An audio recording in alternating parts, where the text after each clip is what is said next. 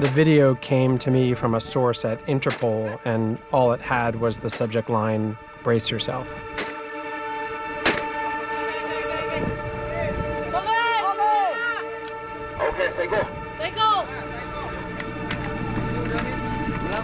Police have asked Interpol to help them unravel the mystery surrounding what appears to be the brutal murder of 4 men at sea.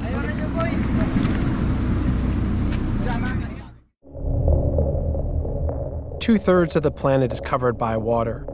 It's our planet's wildest frontier, breathtaking as much as it is vital to all life. A place of discovery and endless reinvention, a metaphor for freedom, as well as a profoundly dystopian realm where the darkest of all humanities play out. Over 50 million people work at sea, and human rights and environmental abuses often occur with impunity. 6 of you. 6 people we are sleeping in here. So hot. This is I've never ever seen this bad. My name is Ian Urbina. As a journalist, I've spent the past decade reporting from this lawless frontier. I run an investigative journalism organization called the Outlaw Ocean Project that reports about crimes happening in this space.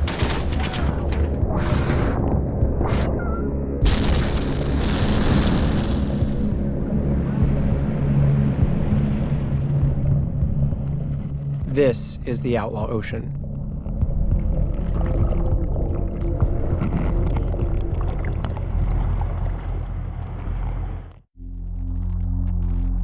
A 10-minute slow-motion slaughter caught on camera. The footage had gone viral. Interpol had come to me as this is exactly the sort of brutality at sea I report on. I could tell the capsized boat was a traditional East African dhow, while the shooting is being ordered in Chinese. The circumstances surrounding these killings had remained a mystery. No one even reported the incident, and no one was doing anything about it. How could such a crime happen and remain untouched? What made offshore violence different and near impossible to solve? Breaking news this morning, pirates off the coast of Somalia have struck again. In the last 2 days, Somali pirates have hijacked 4 more ships, including the Greek-managed Irene. It's a U.S.-flagged cargo ship called the Maersk Alabama. At that time, Somali piracy was high on the news agenda. Hundreds of millions of dollars being made on the theft of cargo and the ransom of crew. Please help us. Please help us before we die. Please, please. 450 ships and crew had been attacked on the high seas that year alone.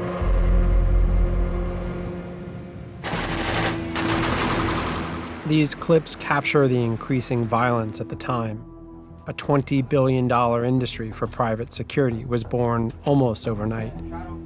Outside of national waters and laws, floating armories were set up in no man's land with guards aboard waiting to be deployed to protect cargo and fend off pirate attacks. The oceans had become weaponized. It was pretty a rock star lifestyle at first. We was getting paid mega big bucks for it. We used to call it footballers' wages.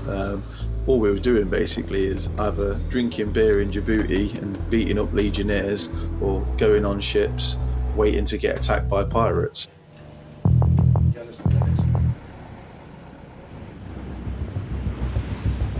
I was invited to spend a few days aboard one of these armories called the Resolution. My contact, Kevin Thompson, was a seasoned veteran. He'd done tours in Iraq and Afghanistan. Now he was fighting pirates in the high seas. If one of these armories was to get hijacked themselves, then thank you very much, you've just armed the whole of Yemen or Somalia, basically. If they got within 800 meters of you, that is when we would fire warning shots. Okay, let's go. Go ahead, warning shot.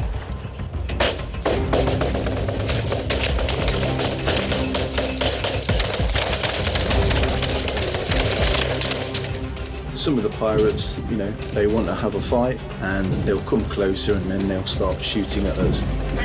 They're shooting back. Ooh, we hit it! Ceasefire! They jumped overboard!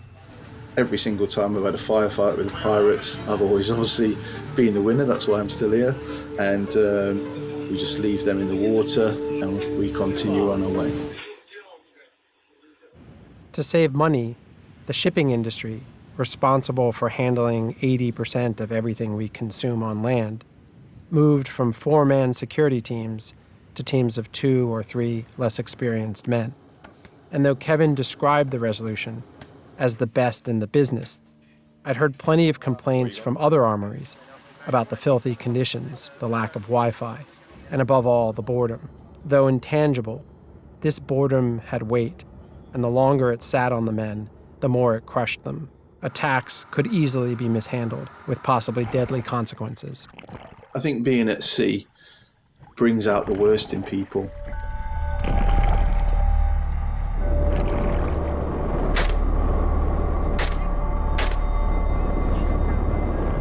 I couldn't get the murder video out of my mind. The capsized dhow didn't fit any of the pirate hunters' tails. The men shot were unarmed. Their fishing nets were visible. The boat was sinking. The killers are relaxed and laughing. The killing is targeted. It's clearly murder.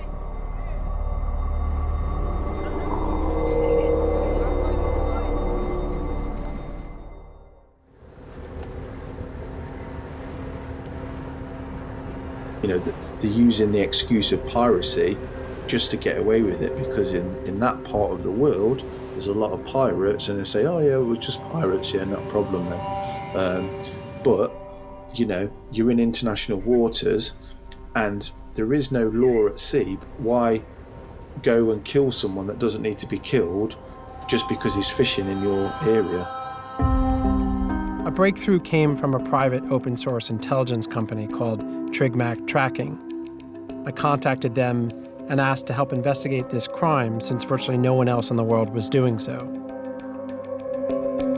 My name is Duncan Copeland. I'm the executive director of Trigmac Tracking, commonly known as TMT. What we did was we pieced together from the very grainy and very shaky footage different areas of the vessel. We then ran a comparison through our systems, and in the end we looked at over 3,000 photos of around 300 vessels, and luckily we were able to hit on 2 vessels that matched enough of the features, and one in particular that had a fairly high confidence level. And that boat was a vessel called the Pingshin number 101. So Taiwan was the flag state, but it had also been licensed by Seychelles for some time to operate in their waters. It's a complex picture. Ships that belong to one country and who fly the flag of another with an international crew. The Pingshin number 101 belonged to Taiwan, one of the largest fleets in the world. It had a Chinese captain, a bosun and deckhands from a half-dozen different countries. It was part of a notorious scofflaw fleet operating under other national flags that allowed it to breach international fishing laws with regular impunity. It was already under the EU's yellow card system for violations and aggression to smaller artisanal vessels. Operating in a pack, the Pingshin 101 had all the advantages over that patch of ocean. A small dhow didn't stand a chance. In collaboration with TMT, my staff combed thousands of Facebook pages and open source images, and we were able to identify the culprits, if not the cause, of the killing. This was not a piracy attack. In this case, the crew interviews seemed to indicate that this had been taken to a whole other level by this particular captain, and that he had become very aggressive and very confrontational with other vessels that might be fishing in the region that he wanted to target. The captain not only ordered the security guards to fire, but at one point actually took the weapon and fired it himself. It was certainly more than the 4 people killed that you see on camera that died that day. and more likely, it was closer to 10 or 15.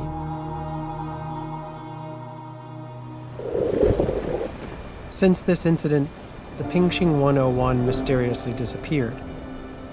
We know now from interviews with its former crew, this ship was sunk by its captain, likely on purpose, probably to dispose of incriminating evidence. It took years for a private investigator to track down the captain, as well as the names of some of the shooting victims.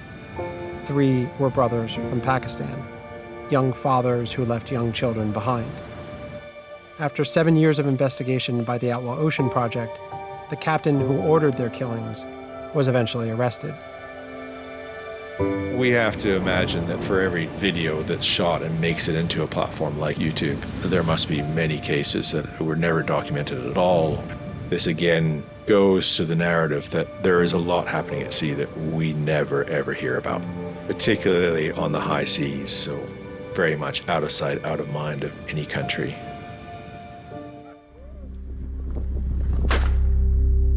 What became obvious to me is that were it not for a killing caught on a cell phone camera, left carelessly in a taxi in Fiji, no one anywhere would have known that this had taken place.